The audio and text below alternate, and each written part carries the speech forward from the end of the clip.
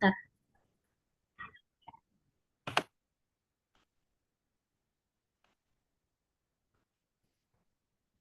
Oke, kita lanjut ya, Kak. Selamat malam, Kak Irgi. Hari ini kita akan melakukan mock-up interview untuk persiapan wawancara LPDP dari Kak Irgi.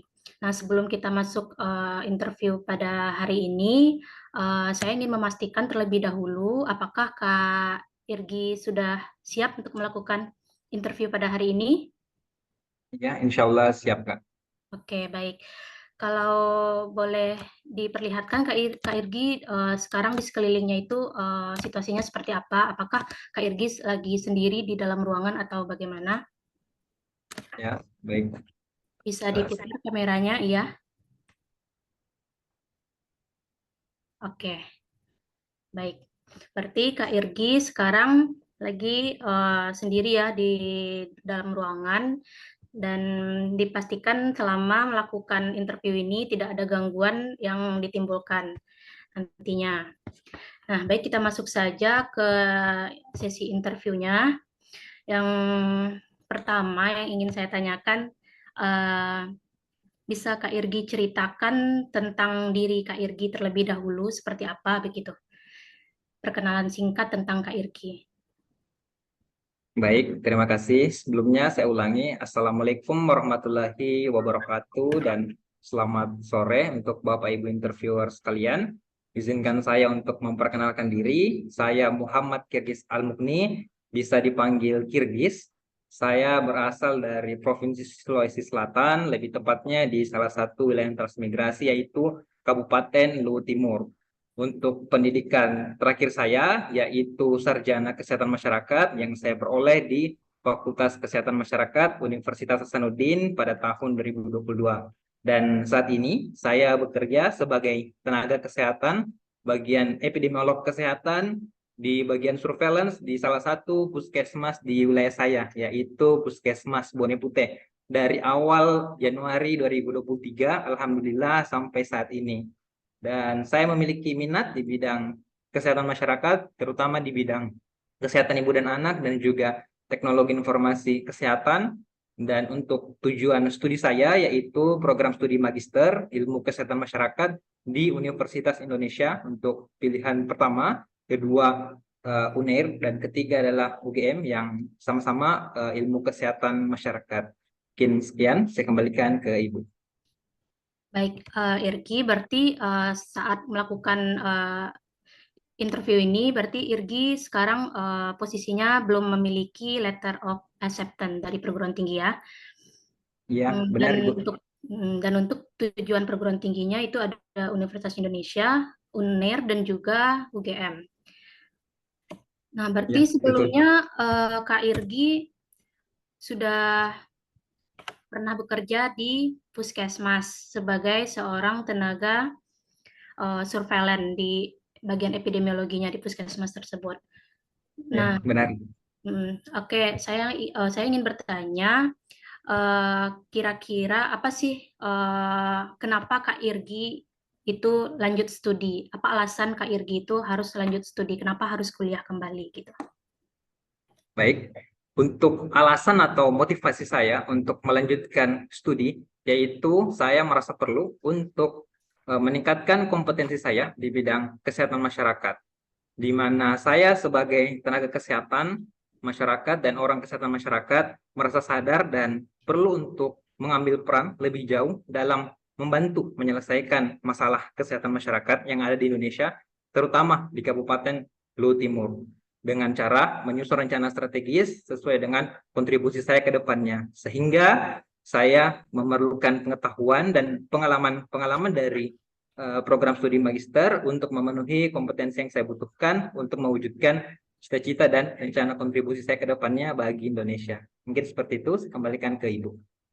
Oke, baik. Berarti alasan Kak Irgi untuk lanjut kuliah kembali adalah karena untuk meningkatkan kompetensi diri ya, untuk dan juga agar bisa menyelesaikan berbagai permasalahan-permasalahan kesehatan yang khususnya ada di daerah Irgi sekarang. Nah, yang ingin saya tanyakan itu permasalahan permasalahan kesehatan seperti apa ya sekarang yang IRGI temui di lokasi IRGI sekarang, di tempat tinggal sekarang di wilayahnya?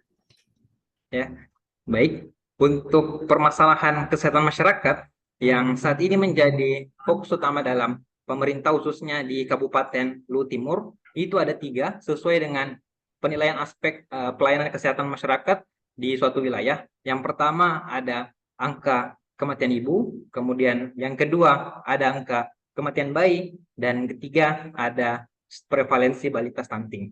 Mungkin itu, buat kembalikan ke Ibu. Oke, baik. Ada 3 permasalahan kesehatan nantinya yang menjadi masalah ya di sana, AKI, AKB, dan juga stunting pada balita. Nah, lalu bagaimana itu pandangan Kak Irgi nih sebagai seorang tenaga kesehatan terkait dengan ketiga permasalahan tersebut? Nah, lalu solusi seperti apa nantinya yang akan Kak Irgi tawarkan dari permasalahan-permasalahan tersebut gitu? Baik, sebelumnya saya izin menjelaskan terkait sedikit gambaran permasalahan KIA tersebut di lapangan, khususnya di Indonesia maupun di skala kabupaten. Untuk di Indonesia sendiri secara nasional, angka kematian ibu itu berkisar di angka 183 per 100.000 kelahiran hidup di tahun 2022.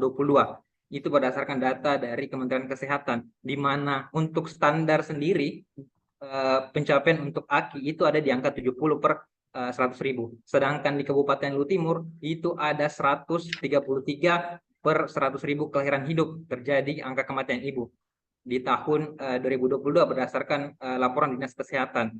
Jika kita bandingkan dengan capaian secara nasional berdasarkan SDGs, itu masih cukup jauh, jadi masih perlu usaha untuk hal tersebut. Kemudian yang kedua, untuk angka kematian bayi ya di Kabupaten Luwu Timur itu ada dari 5 tahun terakhir itu selalu meningkat dari 2018 sampai dengan 2022, di mana di tahun 2022 itu ada sekitar 55 kasus angka kematian bayi, atau jika kita konversi menjadi formula yaitu ada sekitar 10 per 1.000 kelahiran hidup.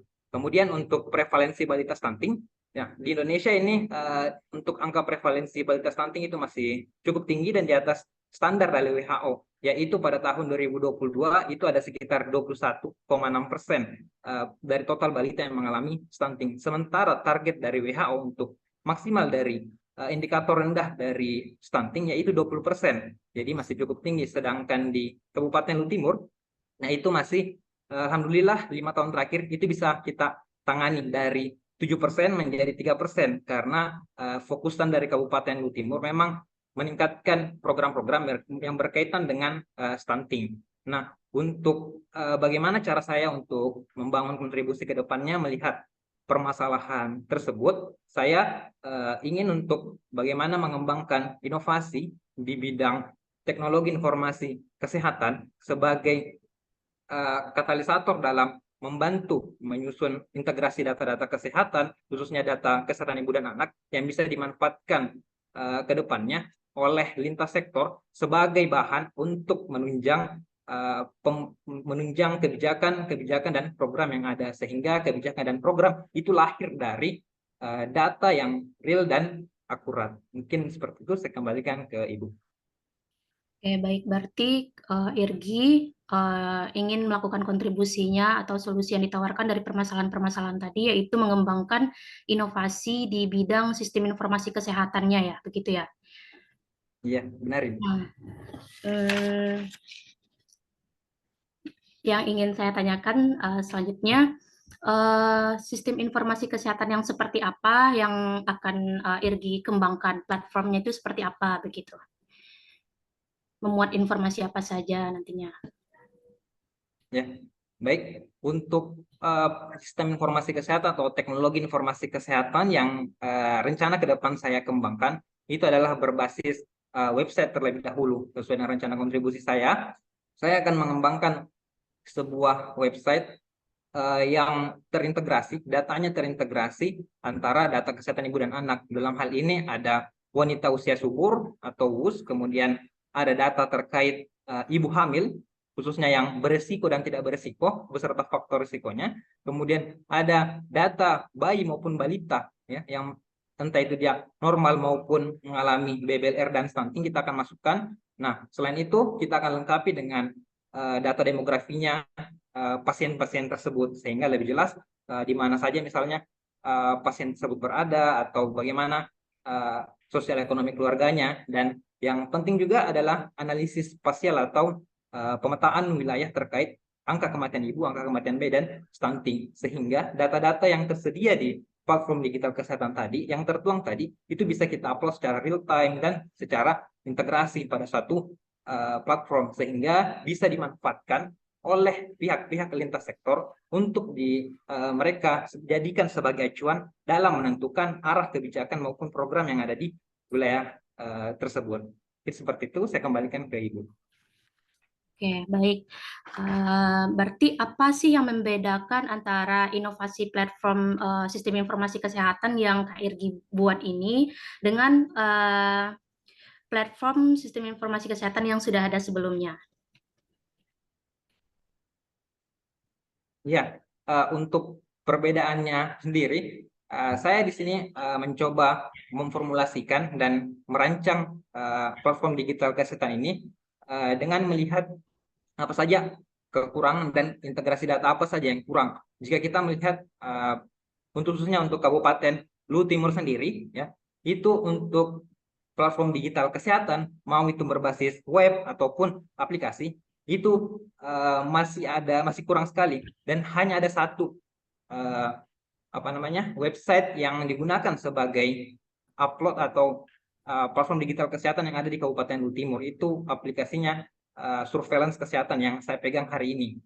Dan ini bisa menjadi inovasi yang baru di Kabupaten Luhut Timur, karena sebelumnya belum ada, khususnya di Kabupaten Luhut Timur, yang menggunakan platform digital kesehatan untuk memanfaatkan data-data KIA sebagai penunjang data kebijakan. Begitupun juga dengan platform digital kesehatan yang ada di wilayah lain. Mungkin contohnya di Kabupaten Babakan Madura misalnya, untuk platform digital kesehatan yang lain masih perlu untuk diintegrasikan data-datanya, bukan hanya data soal data ibu maupun data balita, tapi penting juga misalnya data demografinya, pemetaannya seperti apa, kemudian analisis faktor risikonya seperti apa, biar orang-orang itu bisa tahu, khususnya lintas sektor. Mungkin seperti itu, saya kembalikan ke Ibu.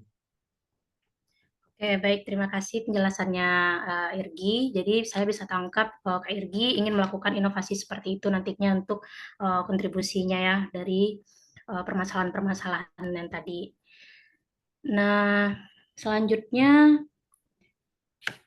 apa sih harapan dari Kak Irgi ketika Kak Irgi sudah mengembangkan platform tersebut, gitu harapannya? Baik, harapan saya untuk kedepannya, khususnya bagi Indonesia, sesuai dengan apa yang menjadi cetak biru strategi transformasi digital Indonesia pada tahun 2021, itu kedepannya bagaimana kita bisa melakukan integrasi pada data-data kesehatan yang ada. Artinya dari sekian banyak data kesehatan, bisa dari penyakit menular, penyakit tidak menular, kesehatan ibu dan anak, itu bisa kita satukan dalam satu platform digital kesehatan, sehingga dari platform digital kesehatan itu bisa dimanfaatkan oleh masyarakat secara umum, terlebih oleh lintas sektor, pemerintah kabupaten, dan itu bisa dimanfaatkan dengan baik untuk mengolah dan menentukan arah kebijakan. Sehingga harapan saya ke depannya adanya digitalisasi di bidang kesehatan yang bisa betul-betul dimanfaatkan di daerah-daerah, sehingga dari digitalisasi itu ya kita bisa bersama-sama mencapai tujuan kita di tahun 2030 maupun di tahun 2045 nantinya, menyambut generasi emas Indonesia yang lebih baik derajat kesehatannya. Seperti itu, saya kembalikan ke Ibu. Oke, baik Irgi, terima kasih atas jawabannya. Selanjutnya saya ingin tahu ini, kenapa Kak Irgi itu memilih Universitas Indonesia untuk melanjutkan studinya? Dan kenapa jurusan ilmu kesehatan masyarakat dengan peminatan info kesehatan? Nah, sebelumnya kan itu peminatannya epidemiologi ya, S1. Ya, silakan dijawab. Untuk alasan mengapa saya memilih UI sebagai tujuan studi, ada beberapa. Yang pertama, di Universitas Indonesia itu memiliki program studi Magister Ilmu Kesehatan Masyarakat yang mempunyai banyak peminatan sesuai dengan kebutuhan kompetensi masing-masing mahasiswa. Dari saya sendiri, sesuai dengan minat dan rencana kontribusi saya ke depannya untuk memenuhi kompetensi saya memerlukan yang namanya informatika kesehatan dan di S2 IKM UI itu terdapat program studi, terdapat peminatan tersebut. Yang kedua, luaran atau tujuan yang dihasilkan dari Infokes FKM UI ini sesuai dengan kompetensi yang saya butuhkan, yaitu luarannya harus mampu untuk menilai, memformulasi, merancang, sampai dengan mengimplementasikan sistem informasi kesehatan dalam penunjang kebijakan kesehatan. Kemudian yang ketiga, mata kuliah ataupun kurikulum yang ditawarkan dari Infokes FKM UI itu bisa memenuhi kompetensi yang saya butuhkan. Di antaranya ada mata kuliah terkait analisis dan rancangan sistem informatika kesehatan, sistem analisis geografi, kemudian ada pemrograman dan perancangan jaringan komputer di bidang kesehatan. Kemudian yang keempat, terdapat dosen ataupun guru-guru besar yang pakar atau ahli di bidang informasi kesehatan di FKM UI. Salah satunya ada Profesor Kemal Nazarudin Siregar, kemudian Profesor Dr. Mewita, kemudian Bapak Dr. Arta Prabawa, dan Bapak Dr. Tris Ariando. Kemudian yang terakhir, terkait fasilitas atau sarana yang tersedia untuk menunjang akademik saya di luar bangku perkuliahan, yaitu adanya Pusat Kajian Biostatistik dan Informatika Kesehatan di FKM UI, yang mana pusat kajian tersebut telah menghasilkan banyak proyek-proyek ilmiah, salah satunya di bidang Infokes dan KIA, yaitu Sosdekes FKM UI yang dikeluarkan pada tahun 2019 sampai dengan 2020, yang mana dikepalai oleh salah satu guru besar yang saya sebutkan tadi, yaitu Bapak Profesor Kemal Nazarudin Siregar. Mungkin itu alasan mengapa saya memilih Universitas Indonesia. Saya kembalikan ke Ibu. Terima kasih. Oke, baik. Terima kasih, Regi, atas jawabannya. Sejauh ini Irgi sudah menyiapkan rencana tesis yang akan dilakukan ketika nanti S2 itu. Rencana tesisnya sudah dipersiapkan. Boleh digambarkan seperti apa rencana penelitian yang akan dilakukan nantinya? Ya, baik. Untuk rencana tesis saya ke depannya, saya sudah sedikit menggambarkan terkait hal tersebut.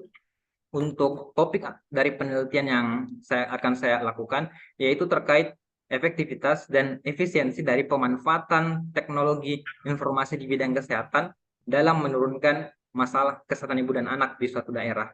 Jadi untuk urgensi dari penelitian ini sesuai dengan apa yang menjadi akar permasalahan dalam cetak biru strategi transformasi digital kesehatan Indonesia, itu terdapat dua permasalahan penting, yaitu terkait data yang terfragmentasi dan regulasi yang masih kurang dalam implementasinya. Sehingga di sini kita perlu untuk menilai bagaimana aktualisasi ataupun implementasi dari platform digital kesehatan atau teknologi informasi bidang kesehatan itu secara langsung di lapangan, sehingga kita bisa melihat apa saja kelebihan atau kekurangan yang bisa kita temukan, sehingga saat ada instansi pemerintah nantinya yang melakukan atau membangun atau merancang platform digital kesehatan, itu bisa belajar dari hal tersebut. Kemudian untuk metode penelitian yang rencana akan saya gunakan, yaitu metode penelitian mixed method atau metode penelitian campuran antara kualitatif dan kuantitatif dengan desain paralel konvergen. Di sini untuk desain paralel konvergen artinya saat data kualitatif dan data kuantitatif itu kita kumpulkan secara beda dan kita analisis juga secara berbeda, tapi di akhir kita mengambil kesimpulan dari data yang kita temukan. Nah, itu kita gabungkan sehingga data kuantitatif nanti akan bisa memperkuat atau bisa menolak data kualitatif, dan kualitatif juga bisa seperti itu sebaliknya, sehingga akan saling melengkapi. Kemudian untuk kualitatifnya sendiri, di sini saya berencana untuk menggunakan metode wawancara secara mendalam ya pada stakeholder-stakeholder terkait dengan pemanfaatan platform digital kesehatan tersebut. Contohnya saja pihak tenaga kesehatan yang menjalankan tentunya, kemudian pihak lintas sektor yang merasakan manfaatnya. Kemudian untuk data kuantitatif, di sini saya akan menggunakan penilaian kuesioner berdasarkan salah satu penilaian teknologi di bidang kesehatan yang dikeluarkan oleh WHO sekaligus diimplementasikan oleh Kementerian Kesehatan pada beberapa platform digital, namanya adalah HTA atau Health Technology Assessment, penilaian teknologi kesehatan yang memuat beberapa aspek, salah satunya ada keamanan, aspek manfaat, kemudian biaya dan efektivitas biaya, kemudian ada implikasi pada organisasi dan dampak secara sosial maupun etika di bidang kesehatan. Nah, untuk manfaat dari penelitian ini ya, saya bagi jadi dua, yaitu manfaat bagi orang lain, dalam hal ini peneliti selanjutnya maupun instansi kesehatan bisa menjadi acuan bagi mereka untuk merancang platform digital kesehatan mereka nantinya, sehingga mereka akan tahu apa saja kelebihan maupun kekurangan yang bisa diperbaiki dalam perancangan sistem informasi kesehatan. Dan bagi saya sendiri, ini bisa bermanfaat menjadi saya sebagai bekal saya, kompetensi saya untuk kembali ke wilayah saya, Kabupaten Luhut Timur, dan merancang platform digital kesehatan di Kabupaten Luhut Timur. Mungkin seperti itu tadi gambaran dari rencana tesis saya. Saya kembalikan ke Ibu. Oke, baik. Terima kasih Irgi atas penjelasannya. Tadi di perkenalan awal, tadi Irgi sempat menyebutkan bahwa Irgi sudah pernah bekerja ya di Puskesmas sebagai seorang tenaga surveillance epidemiologi Puskesmas. Nah, yang ingin saya tanyakan, apa saja yang sudah Irgi lakukan saat melakukan kegiatan surveillance itu di Puskesmas, dan apa saja pengalaman-pengalaman berharga dari kegiatan yang sudah dilakukan tersebut. Ya, baik. Untuk gambaran secara umum terkait pekerjaan saya sebagai tenaga kesehatan, ya, saya bekerja di Puskesmas Bonipute di Kabupaten Luhut Timur sebagai tenaga kesehatan sukarela di bidang epidemiologi, khususnya epidemiologi kesehatan di program surveillance kesehatan.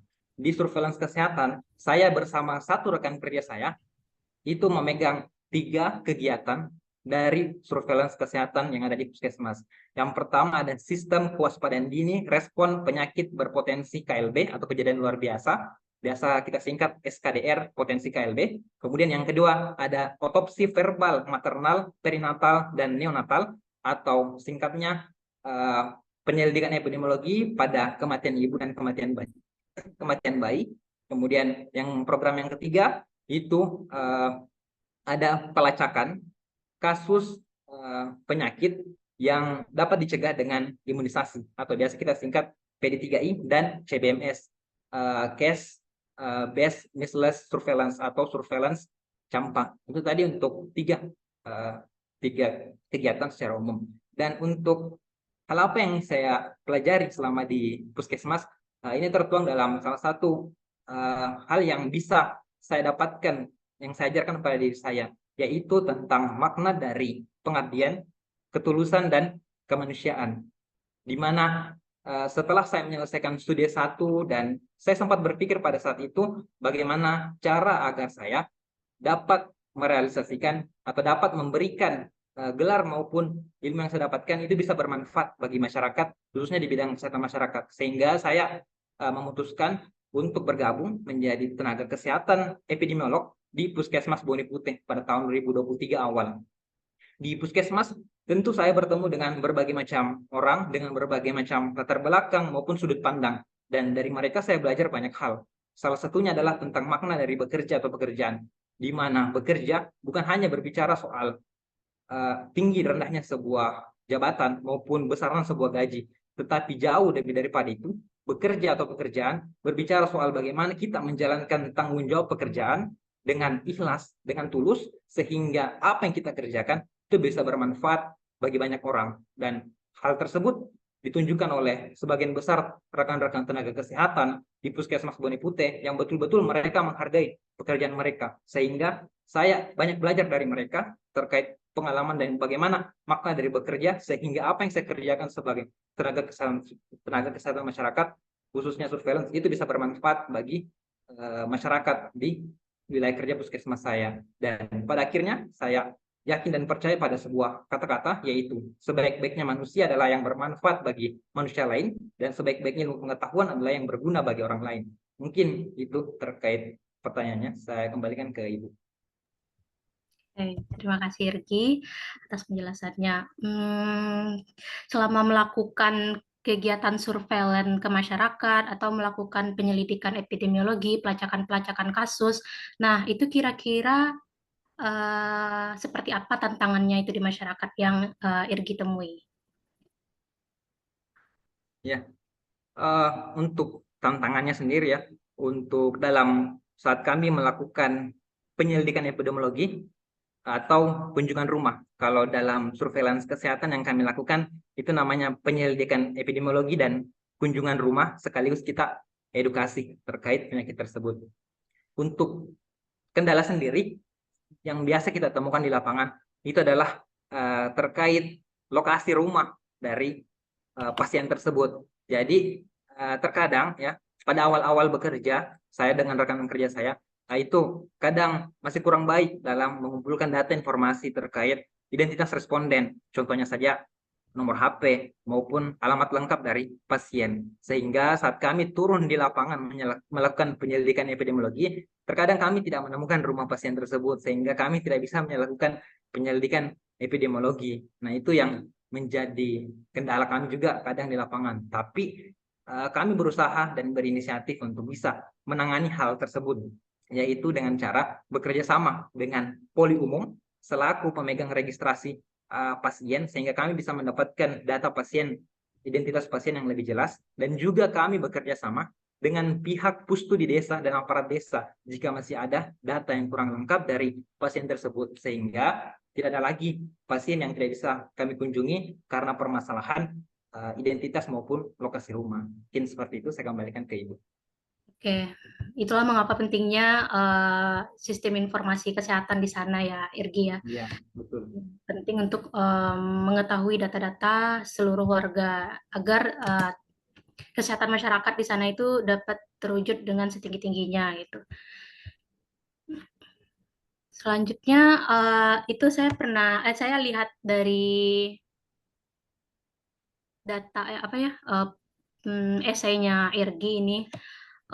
Irgi pernah mengikuti beberapa kali itu ya kegiatan-kegiatan keorganisasian selama di kampus dan juga selama sekolah dulu. Nah, itu boleh ceritakan satu pengalaman yang paling paling berkesan bagi Irgi selama mengikuti kegiatan organisasi dan hal apa yang Irgi dapat dari kegiatan tersebut gitu. Ya, baik. Untuk salah satu kegiatan organisasi yang paling berkesan dan memberikan juga banyak pembelajaran hidup bagi saya, yaitu pada saat saya kuliah, di mana saya mengikuti organisasi kemahasiswaan tingkat fakultas yang namanya Badan Eksekutif Mahasiswa Fakultas Kesehatan Masyarakat Universitas Hasanuddin selama 2 tahun, 2 periode. Di saat mengikuti atau menjalankan tanggung jawab sebagai anggota Badan Eksekutif Mahasiswa, tentunya bukan hal yang mudah bagi saya, karena saya juga memiliki komitmen dan tekad untuk bisa menyelesaikan studi tepat waktu dan mendapatkan nilai yang baik. Dan di satu sisi tentu ini saya harus bisa menyeimbangkan antara akademik dan juga non-akademik. Dan inilah yang menjadi tantangan saya selama berkuliah. Dengan hal tersebut, saya belajar terkait manajemen waktu, manajemen diri, ya, dalam mengurus organisasi maupun mengurus akademik. Contohnya saja, saat saya ada kegiatan di Badan Eksekutif Mahasiswa, tetapi di satu sisi saya juga masih pada saat itu, ya, tahun 2020 masih melakukan penelitian. Jadi saya mencoba untuk melakukan manajemen waktu sebaik-baiknya agar penelitian skripsi dalam hal ini yang saya lakukan itu bisa berjalan lancar, dan juga organisasi yang saya diberikan tanggung jawab itu bisa saya jalankan. Itu terkait hal yang bisa saya pelajari, karena memang hal tersebut memberikan banyak pelajaran bagi saya. Salah satunya tadi manajemen waktu, bagaimana mengembangkan sifat kemandirian, bagaimana mengembangkan jiwa kepemimpinan dalam organisasi, sampai dengan bagaimana kita mampu bekerja sama dengan orang lain di dalam sebuah kelompok. Mungkin seperti itu, saya kembalikan ke Ibu. Oke, dari pengalaman-pengalaman Irgi yang lainnya ini ada beberapa kali pernah melakukan riset penelitian. Nah, itu bisa diceritakan itu gimana bisa melakukan riset itu dan gimana caranya Irgi bisa mendapatkan sumber dana untuk penelitian atau riset itu tersebut gitu. Baik, terima kasih Bu. Sebelumnya selama perkuliahan, ini di luar skripsi, penelitian skripsi, saya sempat melakukan 3 riset atau penelitian yang bekerja sama dengan dosen di FKM Unhas. Yang pertama di situ ada survei kepuasan masyarakat di puskesmas dan juga rumah sakit pemerintah di Kota Makassar. Dan untuk sumber pendanaan, itu dananya dari Dinas Kesehatan Kota Makassar, yang mana Dinas Kesehatan Kota Makassar mengamanahkan tugas untuk melakukan survei kepuasan masyarakat kepada FKM Unhas, dalam hal ini program studi Magister Manajemen Rumah Sakit atau MARS. Dan di situ, di dalam survei atau riset tersebut, kebetulan saya dipilih oleh dosen dan peneliti senior di situ karena alhamdulillah pada saat kuliah saya cukup mampu dan cukup baik dalam menggunakan aplikasi pengolahan data penelitian atau analisis data penelitian seperti SPSS, Stata maupun Quantum GIS. Dan karena hal tersebut dosen tertarik merekrut saya sebagai enumerator dan juga sebagai orang yang menganalisis. Jadi di situ tugas saya sebagai kepala analisis dari survei tersebut. Mungkin seperti itu. Saya kembalikan ke Ibu. Baik, hasil dari penelitian dari riset tersebut sudah pernah dipublikasikan, Irgi?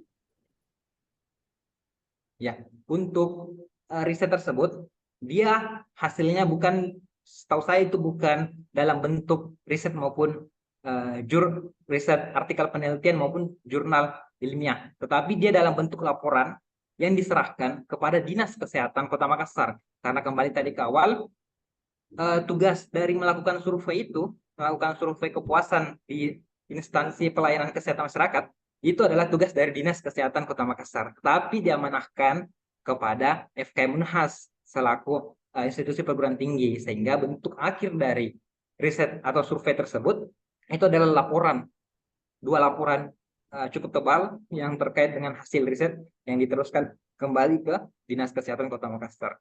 Seperti itu, saya kembalikan ke Ibu. Oke, baik sekali.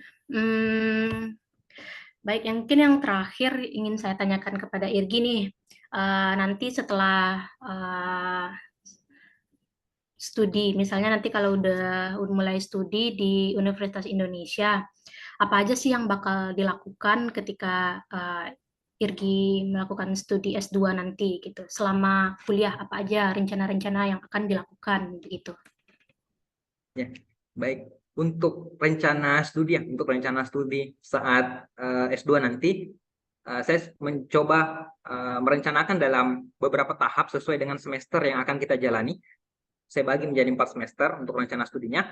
Untuk semester secara umum, saya akan tentunya berfokus pada penyelesaian studi dalam 4 semester atau 2 tahun. Sehingga saya akan lebih mengutamakan akademik atau perkuliahan terlebih dahulu.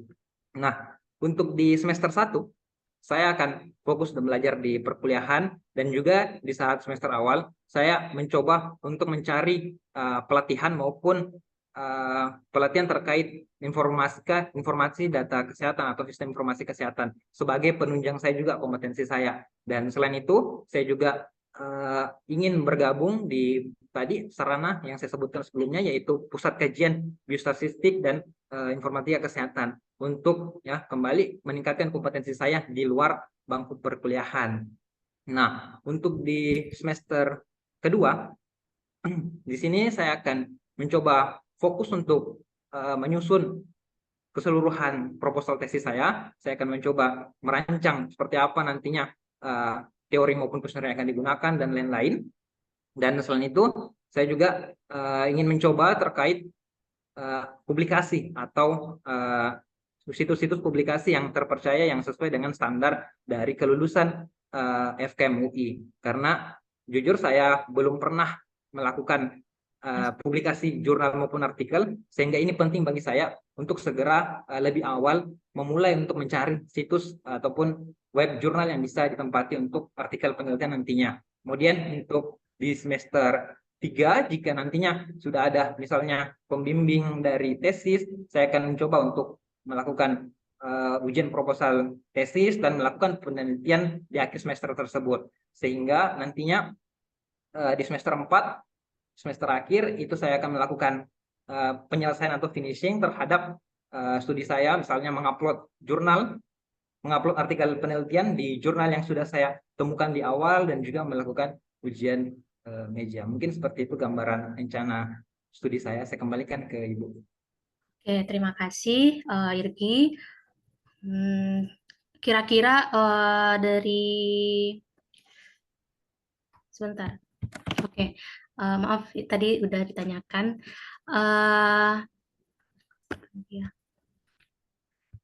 Nah, terakhir untuk Irgi, rencana yang akan dilakukan pasca studi ini nantinya apa ya kira-kira? Ya. Studinya. Ya. Untuk rencana pasca studi, ini termasuk dalam rencana kontribusi saya ke depannya yang saya coba untuk bagi ke dalam 3 tahap, 3 bagian, yaitu rencana jangka pendek, kemudian rencana jangka menengah, dan juga jangka panjang.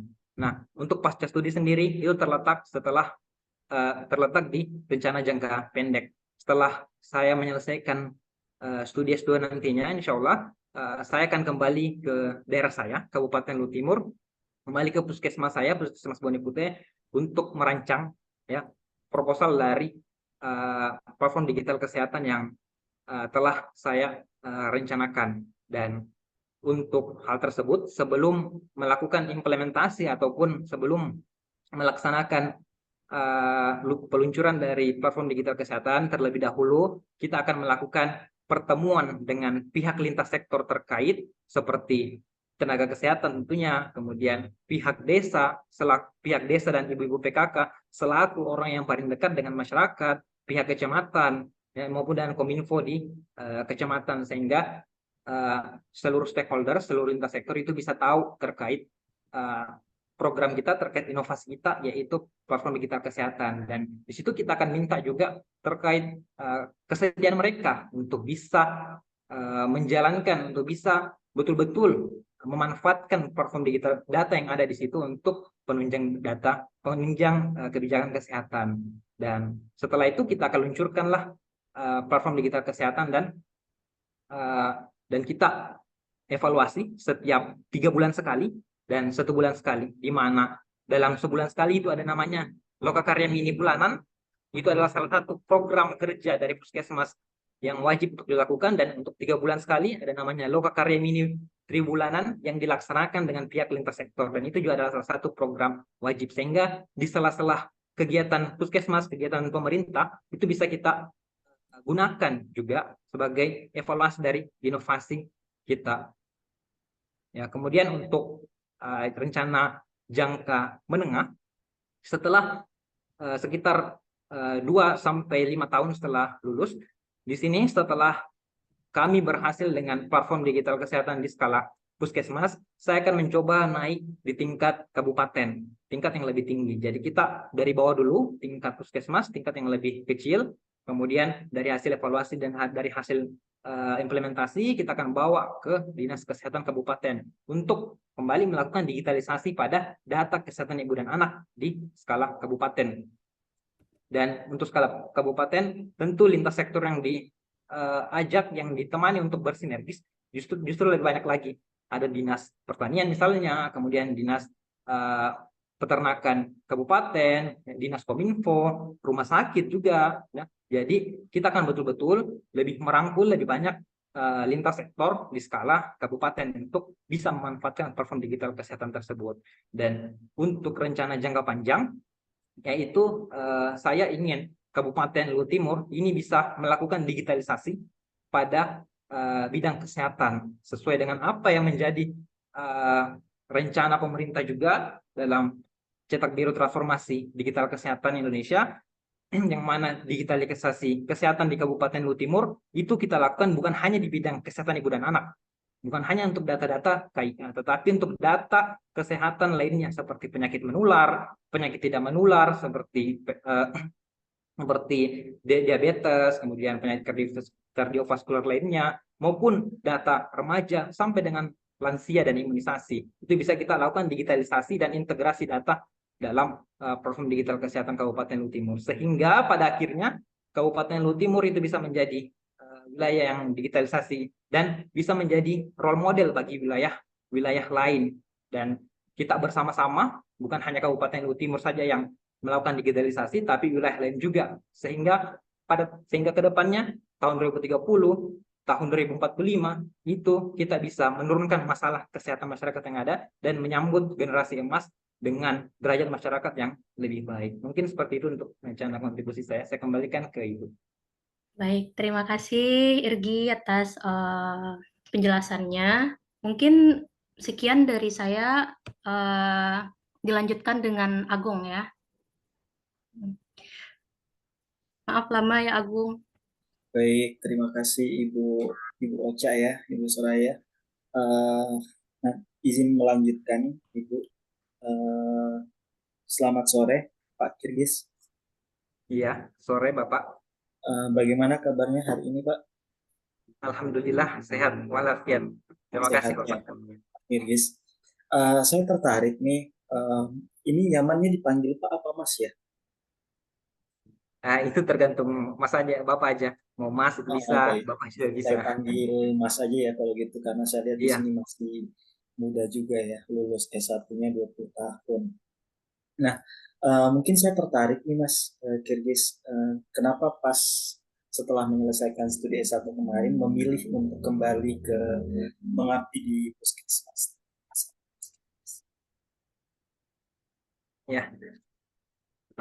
Untuk alasan saya mengapa kembali ke daerah saya jujur dari dalam diri saya sadar terkait dari mana saya berasal, di mana saya tempat tinggal.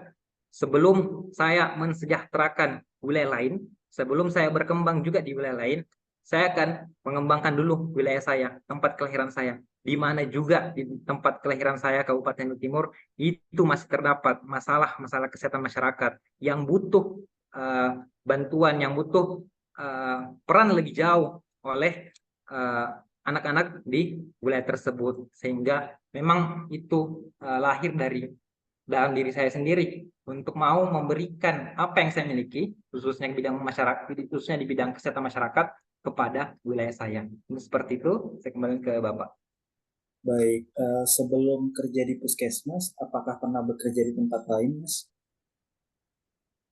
Ya, untuk itu saya jujur setelah kuliah itu tidak pernah ya bekerja di tempat lain, dan setelah kuliah saya langsung mendaftar dan bergabung di Puskesmas Bone Putih. Baik, tadi saya dengar sering membantu penelitian dosen juga ya. Itu menurut Mas Kirgis, kenapa sih yang dipilih itu Mas Kirgis dibandingkan dengan mahasiswa yang lain yang juga mungkin dari jurusan EPIT? Ya, alhamdulillah ini salah satu mungkin yang diberikan Tuhan juga kepada saya. Pada saat saya kuliah, saya cukup mahir dalam bidang analisis data, khususnya data penelitian dan menggunakan aplikasi olah data seperti SPSS, Stata, Epinfo maupun Quantum GIS. Dan hal tersebut ya awalnya di kalangan teman-teman saya saja, tetapi karena dari teman-teman saya tersebut juga menceritakan di luar seperti apa kelebihan saya tersebut, sehingga Bapak Ibu dosen di FKM Unhas juga mengenal saya dengan kemampuan tersebut, sehingga Bapak Ibu dosen itu menawarkan kepada saya untuk bisa menjadi kepala analisis data di dua survei yang saya ikuti pada saat kuliah tadi. Mungkin seperti itu, saya kembalikan ke Bapak. Baik, luar biasa ya Ibu Ocha, Mas Kirgis ini menguasai analisis data.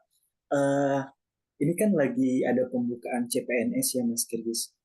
Kira-kira kalau diminta untuk jadi PNS dan tidak melanjutkan studi S2, akan pilih yang mana tuh, Mas? Ya, untuk hal tersebut saya tidak akan mendaftar CPNS. Kenapa? Karena kita lihat dulu bagaimana persyaratan dari CPNS tahun ini maupun tahun sebelumnya.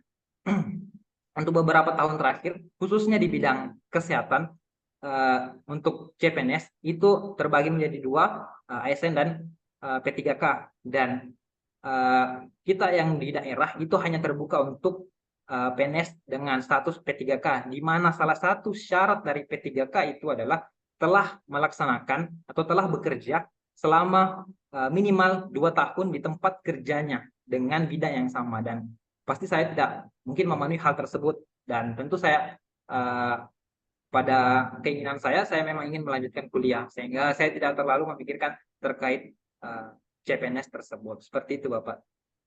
Baik, Mas. Saya lihat ini kan Mas Kirgis masih muda. Masih berapa sekarang umurnya, Mas? Ya, sekarang sudah 21, Bapak. 21. Nah, itu nggak kecepatan ya daftar S2 di umur yang masih sangat muda ini. Ya, bagi saya sendiri ini bisa menjadi kesempatan bagi saya untuk belajar lebih banyak, karena bisa kembali ke diri saya yang masih fresh, ceritanya masih fresh dalam menerima materi, masih bagus dalam berpikir, sehingga ini bisa menjadi peluang besar bagi saya untuk memenuhi kompetensi yang saya butuhkan dan segera bisa melakukan kontribusi kepada kabupaten saya. Mungkin seperti itu. Ya, baik. Saya lihat Mas Kirgis juga sangat aktif ya di organisasi ya Mas. Mungkin saya ingin lebih ini lagi deh, lebih tahu lebih dalam bagaimana sih Mas Kirgis menyeimbangkan antara organisasi dan akademik. Ya, untuk menyeimbangkan organisasi dan akademik, yang selalu saya pikirkan di kepala saya sebelum saya bertindak adalah saya memiliki tekad dan komitmen. Saya punya tekad dan punya komitmen untuk bisa menyelesaikan kuliah ya dengan tepat waktu dan nilai yang baik, dan juga menjalankan tanggung jawab saya di organisasi. Sehingga dari mindset saya itu, dari pikiran kepala saya berusaha untuk mengaktualisasikannya dalam bentuk manajemen diri, manajemen waktu, dan membangun sifat kemandirian. Jadi dari hal-hal tersebut, hal-hal kecil yang saya lakukan, ya, membagi waktu, meskipun terlihat sepele bagi orang lain, saat kita bisa membagi waktu, kita peta-petakan waktu, hari ini saya mau melakukan apa, besok saya mau melakukan apa, saya yakin apa yang kita harapkan bisa untuk kita wujudkan, dan itu yang menjadi dorongan bagi saya untuk bisa menyeimbangkan antara akademik dan organisasi. Mungkin seperti itu, Baik, Bapak. baik. Ya, semakin menarik ya Mas Kirgis. Saya tadi sangat tertarik juga dengan salah satu rencana pengabdiannya ya, rencana kontribusinya itu transformasi digital yang melibatkan lintas sektor. Nah, tapi saya lihat di sini salah satu kelemahannya Mas Kirgis itu ya memiliki sifat yang emosional ya dan kurang intoleran dari jika orang lain melakukan kesalahan. Nah, kira-kira nanti bagaimana tuh Mas Kirgis bisa menyelesaikan pekerjaan yang melibatkan lintas sektor, tapi Mas Kirgis sendiri punya sifat emosional dan intoleran. Ya, untuk kekurangan saya tersebut itu saya punya kondisi dari kapan kekurangan tersebut bisa hadir. Yang salah satu kondisinya adalah saat, khususnya ini untuk bagi orang lain yang melakukan kesalahan, saat saya sudah mengajarkan kepada misalnya teman saya beberapa kali, 3 sampai 5 kali, tetapi dia masih melakukan kesalahan yang sama dan tidak mau belajar, itu kadang saya muncul sifat emosional tersebut, karena kita sudah mengajar mereka tapi mereka tidak mau belajar. Jadi memang punya kondisi tertentu. Tapi saya mencoba mengatasi hal tersebut dengan cara ya saya menghargai apa yang orang lain lakukan selagi mereka mau untuk berubah, mau untuk belajar, kita patut untuk apresiasi hal tersebut. Saya selalu tanamkan di pikiran saya saat orang mau belajar, saat orang mau berubah, ya kita apresiasi hal tersebut. Tidak usah kita emosional. Jadi memang punya kondisi dan ini yang berusaha juga terus saya jaga pikiran saya seperti itu. Mungkin seperti itu, Bapak. Baik, boleh sebutkan tidak salah satu contoh kondisi di mana Mas Kris itu tidak memberikan toleransi dan emosional ketika bekerja sama? Ya. Contohnya saat saya mengajar teman-teman saya dalam menggunakan salah satu aplikasi pengolahan data. Jadi saya secara sukarela pada saat kuliah itu mau membantu teman-teman yang lain dalam menganalisis dan belajar data penelitian. Tetapi kadang teman-teman saya yang saya ajar itu mereka tidak serius dalam mengikuti apa yang saya ajarkan, sehingga setelah saya tegur beberapa kali dan masih tidak berubah, ya kadang saya di situ muncul sifat emosional. Kenapa saya munculkan itu? Semata-mata untuk menyadarkan mereka bahwa ini untuk kepentingan kita bersama, kepentingan kita ke depannya selama kuliah. Jadi harus betul-betul untuk belajar dan tidak main-main dalam pekerjaan tersebut. Mungkin seperti itu. Oke, baik. Artinya Mas Kris sebenarnya sifat emosionalnya itu bijaksana ya di kondisi-kondisi tertentu saja ya. Seperti itu.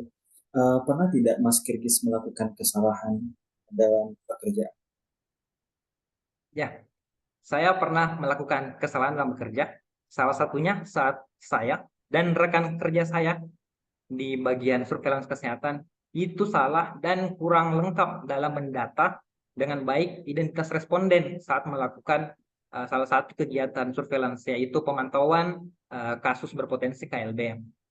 Tentunya sebagai seorang yang baru dalam bidang pekerjaan, baru bekerja dalam 1 tahun ini, tentu saya sering melakukan kesalahan. Salah satunya hal tersebut, di mana saya dan rekan kerja saya kurang lengkap dalam mendata identitas pasien seperti lokasi rumah pasien maupun nomor HP pasien. Sehingga karena kurang lengkapnya data tersebut, kami tidak bisa melanjutkan kegiatan kami lebih jauh, yaitu melakukan kunjungan rumah atau penyelidikan epidemiologi dan edukasi, sehingga dampaknya kami tidak dapat mengunjungi rumah pasien. Tetapi kami berdua, saya dan rekan kerja saya, berinisiatif untuk memperbaiki hal tersebut dengan melakukan kerjasama dengan poli umum selaku pemegang data, selaku pemegang rekam medis pasien untuk mendapatkan identitas yang lebih lengkap, dan juga kami bekerja sama dengan pustu dan aparat di desa pasien tersebut, sehingga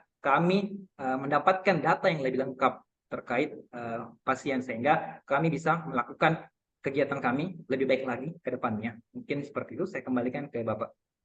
Ya, baik.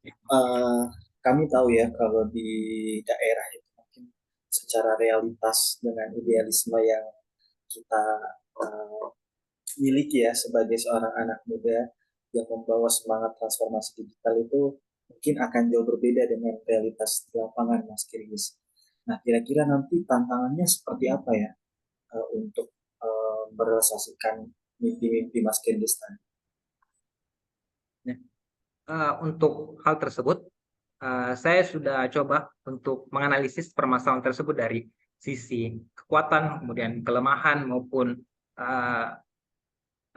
kelemahan, kemudian kekurangan dan ancaman yang bisa terjadi atau tantangan. Dan salah satu yang menjadi ancaman dalam rencana kontribusi saya ke depannya dalam melakukan transformasi atau digitalisasi di bidang kesehatan itu adalah kondisi tentunya masyarakat kita pada hari ini, khususnya di wilayah daerah-daerah, ya, daerah-daerah yang jauh dari kota, di mana kondisi masyarakat masih dalam proses transisi dalam penggunaan teknologi, di mana seperti yang kita ketahui pandemi COVID-19 bukan hanya memberikan dampak negatif, tapi ada juga dampak positifnya. Dari pandemi COVID-19 kita jadi paham terkait pentingnya resiliensi terhadap bidang kesehatan, Dan itu bisa diwujudkan dengan resiliensi pada transformasi digital kesehatan. Jadi pemerintah pun juga secara perlahan-lahan itu mulai menerapkan penggunaan teknologi dalam dunia pekerjaan terlebih dahulu sebelum merangkap ke bawah. Karena semakin majunya zaman, pasti juga masyarakat akan beralih, akan cenderung juga menggunakan teknologi dalam sehari-hari. Dan tugas kita sebagai khususnya pelayan masyarakat adalah bagaimana kita bisa mengedukasi kepada masyarakat, kepada lintas sektor terkait pentingnya penggunaan teknologi dalam meningkatkan kinerja maupun akuntabilitas dari pekerjaan kita. Mungkin seperti itu. Saya kembalikan ke Bapak. Ya, sebagai tenaga kontrak di puskesmas, pernah tidak Mas Kirgis mendapatkan perlakuan yang tidak baik dengan pekerja tetap di sana? Ya, sebelumnya saya luruskan Bapak, saya bukan tenaga kontrak tetapi tenaga sukarela. Jadi mungkin sedikit di puskesmas ada 3 bagian lah ceritanya dalam tenaga kesehatan. Ada PNS terbagi jadi ASN dan P3K, kemudian ada tenaga kontrak dalam hal ini upah jasa dan sukarela. Dan saya tenaga sukarela, bukan tenaga kontrak. Nah, lanjut untuk perlakuan, dan alhamdulillah bagi saya sendiri saya belum pernah mendapatkan perlakuan yang buruk dari teman-teman kerja atau rekan kerja di puskesmas. Dan bagi saya sendiri, saya sebagai tenaga kesehatan yang baru, hal yang menjadi tantangan bagi saya adalah bagaimana berbaur dengan suasana kerja, lingkungan kerja di puskesmas. Awalnya ya juga saya merasa agak canggung dengan Bapak Ibu yang mungkin lebih tua dan lebih berpengalaman dari saya. Tetapi ya, kembali ke semangat dari dalam diri saya untuk bisa memberikan yang terbaik bagi puskesmas, bagi wilayah saya. Saya mencoba untuk berbaur dengan mereka, saya membantu mereka sesuai dengan kelebihan saya dalam pemanfaatan teknologi, sehingga mereka juga memberikan penghargaan kepada saya atau respect juga kepada saya. Mungkin seperti itu, saya kembalikan ke Bapak. Berarti tidak pernah mendapatkan konflik apapun ya, Mas? Alhamdulillah sampai saat ini belum, Bapak. Iya, baik. Ini kan Mas Kirgis dari Luwu ya, kemudian akan lanjut di kota besar di Depok. Nah, persiapan Mas Kirgis sejauh ini seperti apa? Ya, untuk persiapan studi saya, persiapan studi nantinya, yang pertama tentu terkait persiapan mencari LOA terlebih dahulu. Karena kebetulan pada tahap ini saya mendaftar tidak menggunakan LOA dan masih mencari LOA, di mana saat ini saya sudah melakukan beberapa kali riset informasi terkait mata kuliah, kemudian dosen, maupun syarat-syarat dari universitas tujuan saya, khususnya FKM UI. Kemudian yang kedua, saya saat ini di sela-sela kesibukan pekerjaan, saya sempatkan untuk belajar materi-materi persiapan untuk mengikuti ujian masuk perguruan tinggi, dan itu menjadi salah satu bekal saya nantinya untuk masuk untuk mendapatkan LOA. Dan yang ketiga, pada saat ini alhamdulillah saya masih diberi kesempatan untuk bisa mengasah kemampuan saya di bidang teknologi kesehatan dalam dunia komputer, dalam dunia analisis data, dan hal tersebut masih saya gunakan dalam pekerjaan saya sehari-hari di puskesmas di dalam program surveillance, salah satunya dengan pemetaan penyakit atau analisis spasial menggunakan quantum GIS dalam salah satu program kami, yaitu SKDR penyakit KLB. Mungkin seperti itu untuk persiapan studi saya. Kembalikan ke Bapak. Baik, Mas Kirgis pasti punya banyak teman kan di organisasi tempat kerja. Orang lain memandang Mas Kirgis ini sebagai sosok seperti apa sih? Ya, untuk hal tersebut, orang lain, ini perspektif dari pandangan orang lain kepada saya, yaitu saya adalah orang yang tangguh dan cerdas dalam melewati berbagai jenis tantangan. Kebetulan saya memulai sekolah dasar saya di umur 4 tahun, yang artinya saya dengan teman-teman seangkatan saya, teman-teman sebaya saya, itu berbeda 2 sampai 3 tahun. Artinya ada gap umur yang jauh, sehingga Tentu kematangan berpikir juga bisa berbeda. Tetapi dari hal tersebut, saya mencoba belajar, mendewasakan diri terkait lingkungan-lingkungan sekitar saya. Sehingga saya dapat belajar banyak hal baru, saya bisa memanfaatkan apa yang menjadi kelebihan yang diberikan Tuhan oleh saya, sehingga hal yang saya punya itu bisa saya berikan kepada orang lain. Contohnya tadi dalam analisis data yang saya ajarkan kepada teman-teman saya, dan teman-teman saya menghargai hal tersebut di bangku perkuliahan maupun juga di pekerjaan saya mempunyai skill tersebut untuk menggunakan teknologi, memperbaiki komputer, memperbaiki print, kemudian menggunakan aplikasi olah data, dan itu saya manfaatkan untuk bisa membantu orang lain, sehingga orang lain memandang saya seperti itu. Saya tangguh melewati berbagai macam rintangan, sehingga saya memiliki kemampuan yang saya miliki saat ini. Mungkin seperti itu, saya kembalikan ke Bapak. Baik, terima kasih ya Mas Kirgis. Mungkin saya ingin masuk ke ketertarikan ya Mas Kirgis terhadap keilmuannya nanti di informasi kesehatan. Nah, saya lihat di sini ada beberapa konferensi dan webinar yang telah diikuti ya. Nah, itu kira-kira bisa jelasin nggak Mas? Mungkin beberapa konferensi atau seminar yang menurut Mas Kirgis ini berkaitan dengan nanti pengembangan teknologi informasi kesehatan yang akan Mas Kirgis rencanakan di daerahnya. Ya, untuk konferensi, kebetulan konferensi itu paling banyak saya ikuti pada masa pandemi COVID-19. Kebetulan pada tahun 2021. Di situ saya berinisiatif untuk mengikuti konferensi maupun seminar terkait dengan kesehatan masyarakat, karena pada saat itu saya adalah mahasiswa kesehatan masyarakat S1, sehingga saya fokusnya belum terlalu fokus pada bagaimana pemanfaatan teknologi informasi di bidang kesehatan, karena saya fokus pada konferensi secara umum bidang kesehatan masyarakat, seperti konferensi internasional terkait atau webinar internasional yang diadakan oleh FKM Unhas terkait HAP 1000 hari pertama kehidupan, kemudian seminar terkait ketiga, maupun juga seminar terkait kesehatan lingkungan. Mungkin seperti itu, Bapak. Baik. Tapi saya lihat di sini yang mana ya yang berkaitan dengan 1000 HPK, Mas?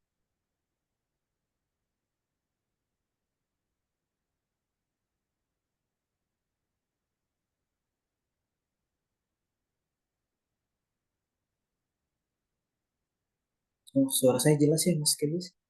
Iya, jelas Bapak, jelas. Ya, di webinar yang dilakukan yang mana ya yang berkaitan dengan 1000 HPK? Ada di sengat saya itu dilaksanakan oleh Departemen Gizi FKM Unas pada tahun 2021, ya. Karena memang saya memanfaatkan masa pandemi COVID, karena banyaknya seminar-seminar yang diubah kegiatannya menjadi desain online. Saya manfaatkan hal tersebut untuk ya bisa belajar ilmu-ilmu tambahan. Mungkin seperti itu. Ya, baik. Kalau yang dituliskan sih sebenarnya tidak ada yang 2021 ya, Mas Kirgis. Semuanya di 2020 dengan 2023. Oh iya, Ya, iya. Oh, iya, benar-benar. ya, Mohon maaf, Bapak. Masa ya, pandemi COVID awal 2020. Mohon maaf, mohon maaf. ya, baik. Mungkin saya ingin lanjutkan kembali ya Mas Kirgis. Kalau dari keluarga mendukung untuk melanjutkan studi. Ya, dari keluarga sendiri, benar, Bapak, keluarga mendukung penuh dengan keputusan saya untuk bisa melanjutkan studi. Ya, baik. Mas Kirgis ini saya lihat peluangnya untuk menjadi dosen sebenarnya sangat tinggi ya karena relasinya di Unhas juga cukup banyak. Nah, kalau misalnya nanti setelah menyelesaikan studi ya Mas Kirgis dilamar lah ceritanya untuk mengajar di FKM Unhas, kira-kira bagaimana nanti Mas? Ya, saya tetap kembali kepada apa yang menjadi pendirian saya. Saya mempunyai tekad, saya mempunyai komitmen untuk kembali ke wilayah saya, untuk mengembangkan wilayah saya terlebih dahulu sebelum mengembangkan wilayah lain. Jadi sekali lagi saya, meskipun ada tawaran seperti itu, saya akan kembali dulu ke Kabupaten Lu Timur untuk menjalankan apa yang menjadi rencana saya ke depannya, sehingga Kabupaten Lu Timur itu bisa lebih baik lagi.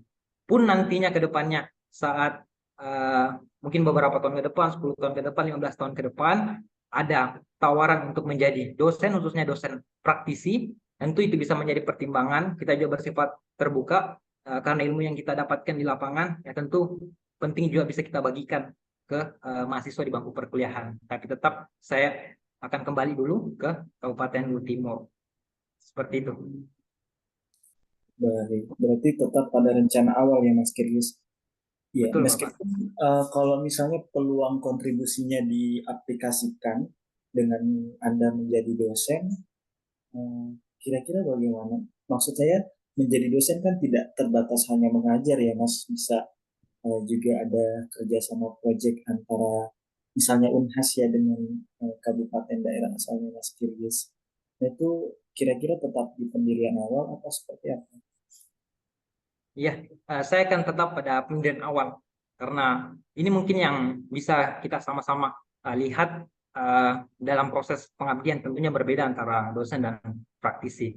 Bagi saya sebagai praktisi, hal yang paling penting adalah uh, keberlanjutan dari apa yang kita lakukan saat kita menjadi praktisi. Peluang kita untuk melanjutkan terus ya berkomitmen untuk mengembangkan daerah itu bisa lebih tinggi, sehingga ini yang bisa menjadi peluang bagi saya juga untuk terus memberikan apa yang saya miliki ke wilayah Kabupaten Lu Timur. Mungkin seperti itu. Baik. Mas Kirgis, seperti kita ketahui terakhir pendaftar LPDP itu ada 33.000 ya, lebih sangat banyak. Nah, menurut Mas Kirgis, apa sih yang membedakan Mas Kirgis dengan pendaftar yang lainnya? Ya, tentu kalau kita melihat setiap pendaftar pasti punya kelebihannya masing-masing dan itu subjektif. Kita tidak punya standar. Tapi bagi saya sendiri, saya mencoba melihat pembeda saya yaitu dari apa yang menjadi pengalaman saya di masa lalu, apa yang saya kerjakan saat ini, dan juga apa yang menjadi rencana kontribusi saya ke depannya. Saya orang yang tangguh dan melewati banyak hal, artinya saya mencoba untuk belajar banyak hal dari umur yang muda. Saya mencoba untuk berpikir lebih dewasa, berpikir lebih terbuka, sehingga dari pengalaman-pengalaman di masa lalu saya manfaatkan hingga hari ini, sehingga saya mempunyai minat dan ketertarikan di bidang kesehatan masyarakat, terutama di bidang kesehatan ibu dan anak, dan juga teknologi informasi di bidang kesehatan. Dan dari hal tersebut, saya bekerja sebagai tenaga kesehatan masyarakat, dan sebagai tenaga kesehatan masyarakat, saya merasa sadar dan merasa perlu untuk memberikan hal yang lebih lagi kepada Indonesia dalam menangani masalah kesehatan masyarakat, khususnya di Kabupaten Timur. Sehingga dari hal tersebut, saya mencoba untuk menyusun rencana strategis dalam hal ini, rencana kontribusi saya ke depannya. Dan itulah yang menjadi, mungkin bisa menjadi pembeda antara saya dan juga pendaftar yang lainnya. Seperti itu, Pak. Oke, mungkin beberapa pertanyaan lagi. Tadi kan Mas Kirgis saya dengar dari pertanyaan Ibu Ocha, salah satunya ingin mengembangkan platform. Di sisi lain sebenarnya sudah ada aplikasi ya kalau tidak salah atau platform surveillance di daerahnya. Nah itu kenapa kemudian Mas Kirgis mau buat platform baru?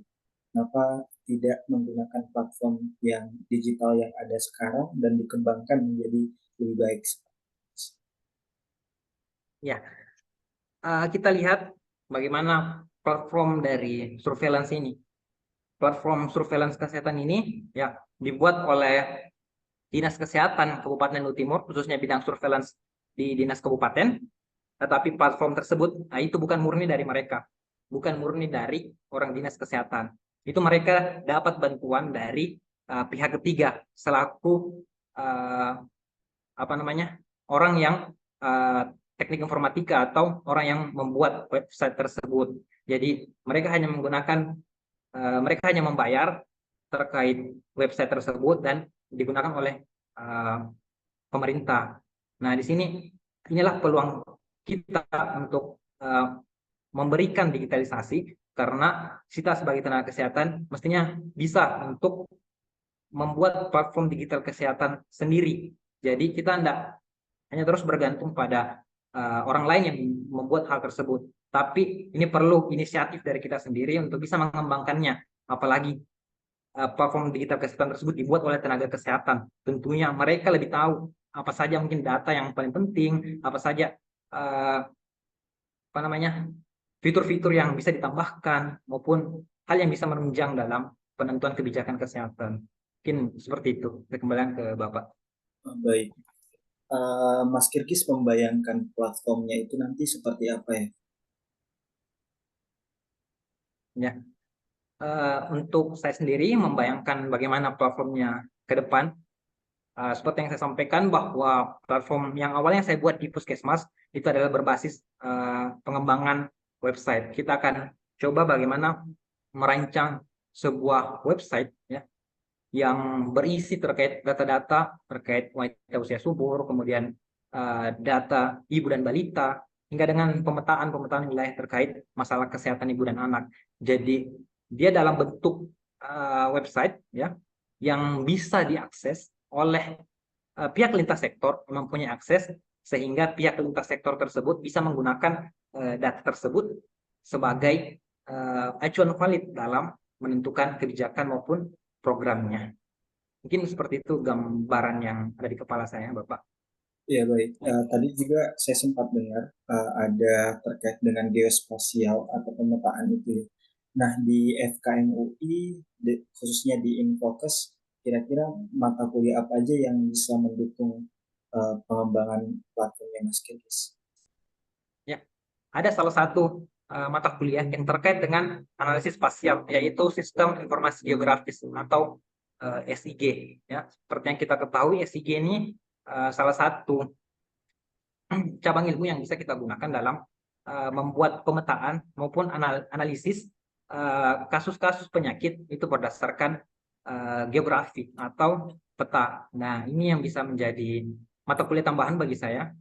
Kenapa saya bisa mengembangkan ilmu dalam analisis spasial nantinya. Mungkin seperti itu, Bapak. Baik,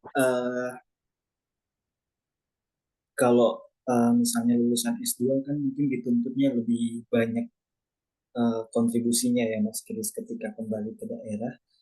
Ini Mas Kirgis sebelum saya lanjut ya, akan kembali ke puskesmas asal atau di dinas kesehatannya Mas?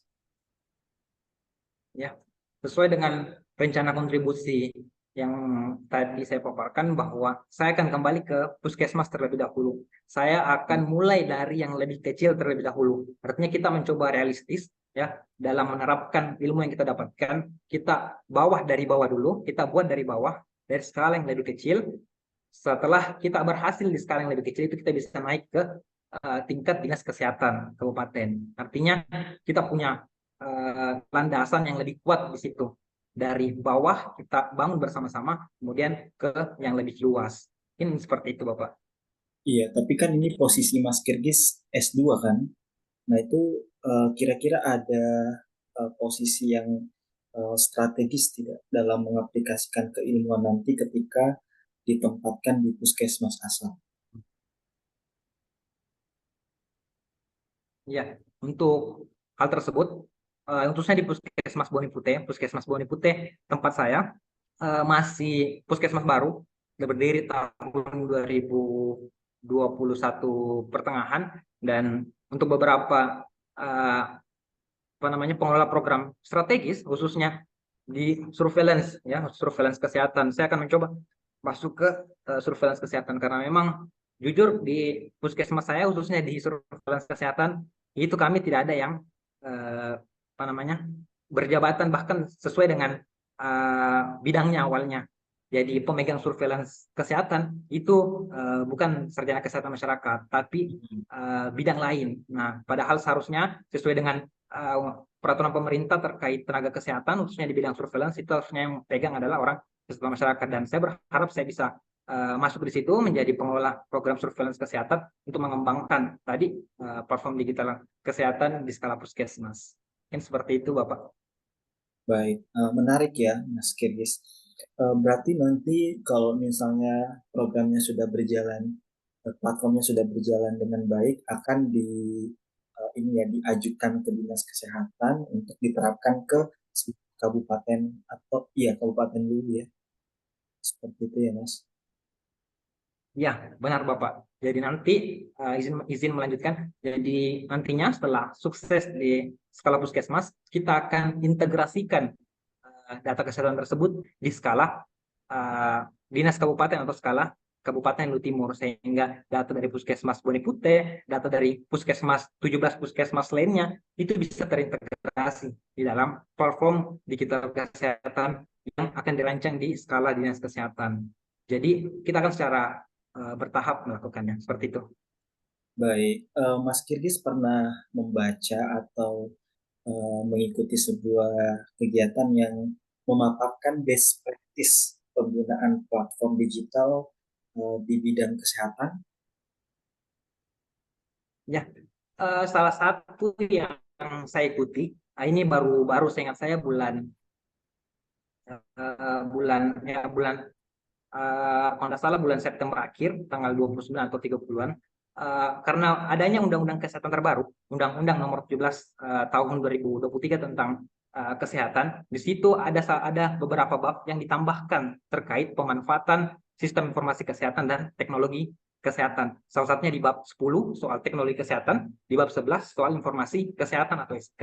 Nah, ini yang menjadi dukungan pemerintah kepada teknologi di bidang kesehatan, sudah membentuk regulasinya, dan dalam membahas regulasi tersebut Kementerian Kesehatan membuka yang namanya public hearing atau diskusi publik di YouTube dan Zoom. Saya coba ikuti di situ.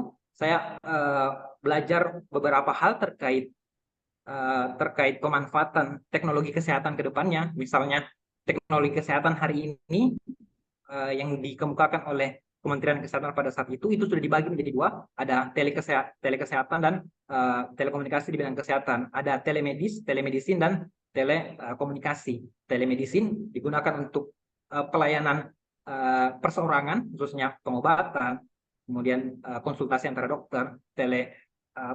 Telekomunikasi kesehatan itu dia berbicara soal tadi seperti website kesehatan yang berisi data-data kesehatan, data surveillance misalnya. Mungkin itu untuk yang terakhir ya saya ikuti terkait pembahasan informasi kesehatan di skala puskesmas dan Indonesia. Terima kasih. Baik, kira-kira selain pengembangan platform tadi, Mas Kirgis, ada tidak rencana kontribusi yang lain yang menurut Mas Kirgis itu penting juga untuk tiga masalah kesehatan yang disebutkan? Ya, maaf tadi agak putus-putus di akhir Bapak. Yang akhirnya Baik, pertanyaan bagian akhir tadi. baik, saya ulangi ya Mas Kirgis. Tadi kan ada rencana kontribusinya adalah pengembangan platform ya digital terkait dengan tiga masalah kesehatan tadi. Selain rencana kontribusi tersebut, apakah ada rencana kontribusi yang mungkin yang berkaitan dengan penyelesaian tiga masalah kesehatan menjadi fokus utamanya Mas Kirgis? Ya, untuk saat ini saya hanya akan fokus pada pemanfaatan platform digital kesehatan terlebih dahulu, karena saya ingin mencoba fokus pada satu bidang terlebih dahulu. Saya ingin memberikan kompetensi apa yang saya miliki, nah itu lebih ke arah satu bidang. Jadi saya belum punya rencana selain pemanfaatan platform digital kesehatan dan kerjasama dengan lintas sektor. Mungkin seperti itu terlebih dahulu, Bapak.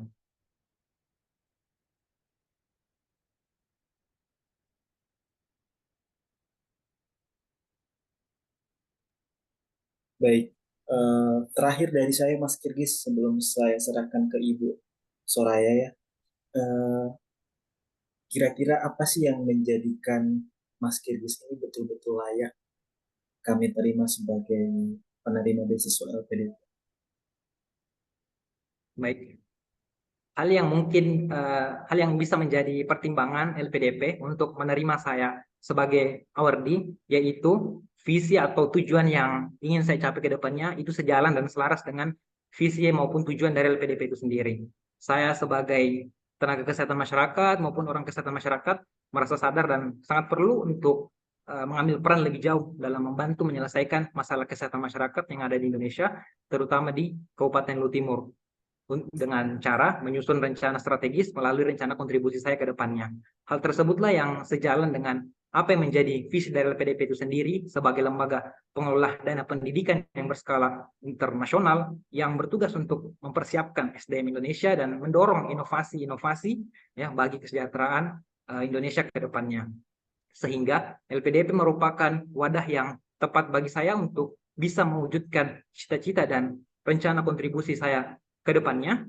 Oleh karena itu, besar harapan saya dapat bergabung menjadi keluarga besar LPDP dan mendapat dan melanjutkan studi sehingga saya bisa mendapatkan pengetahuan dan pengalaman-pengalaman serta relasi-relasi yang bisa saya kembangkan. Sehingga dengan hal-hal tersebut dapat memenuhi kompetensi-kompetensi yang saya butuhkan untuk bisa menjalankan dan mewujudkan apa yang menjadi komitmen saya di masa depan. Mungkin seperti itu, saya kembalikan ke Bapak.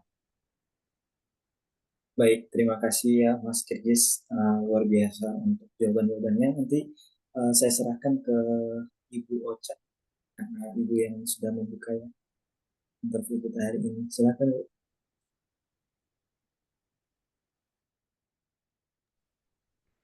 Baik, terima kasih Mas Agung.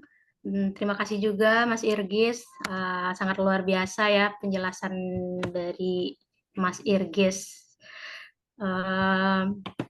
Baik, kita tutup interview pada hari ini. Semangat untuk Kak Irgis, Mas Irgis. Semoga berhasil dalam tahap wawancara LPDP ini. Sekian dari saya. Assalamualaikum warahmatullahi wabarakatuh. Waalaikumsalam. Waalaikumsalam warahmatullahi wabarakatuh. Terima kasih Bapak, Ibu.